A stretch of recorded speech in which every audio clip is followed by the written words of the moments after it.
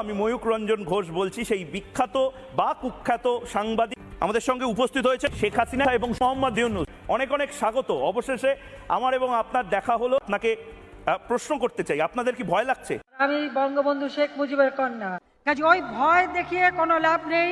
আমি শুনতে পেলাম না, কি বললেন? আমি বঙ্গবন্ধু শেখ মুজিবের কন্যা। তাহলে অপদার্থ শেখ হাসিনাকে প্রশ্ন করতে চাই। আমি ওটা শুনতে রাজি না। হাসছেন আপনি, হাসছেন কেন? সেটাই তো আমার প্রশ্ন। আপনি খুব জনপ্রিয় হয়েছেন ভারতবর্ষে। কি অসম্ভব একটা কথা। না, আমি জিজ্ঞেস করছি ভারতীয়দের কেন আপনি এরম ভাবে এত রেগে আছেন?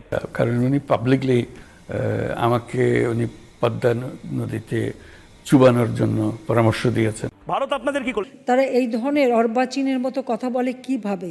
আমি যে ভাষায় কথা বলি তিনিও সে ভাষাতেই কথা বলেন। Can I see you with the Bangladeshi student? কি? আমরা তো অত পড়াশোনা করি নাই, আমি তো নেট বাংলার ছাত্রী। একটু পরে বাংলা বলবো, আগে ইংরেজিতে বলেনি কিছুক্ষণ। না না না না না না না না না না না।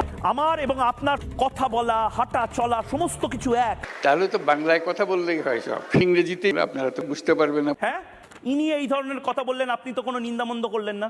এর নিন্দা করবার ভাষা আমাদের নাই। না, আমি একটা জিনিস বোঝার চেষ্টা করছি। মোহাম্মদ ইউনূস আপনার শত্রু, সেই শত্রুকে চিনে নিন। আমি আপনাদের শত্রু নই। আমার কিচ্ছু আসে যায় না। কিন্তু কেউ আমাদের শত্রু না, কেউ কারো শত্রু না। এটা তো ফেক নিউজ। সাবধান। কে আপনি? ও বাবু! আমি নির্জার।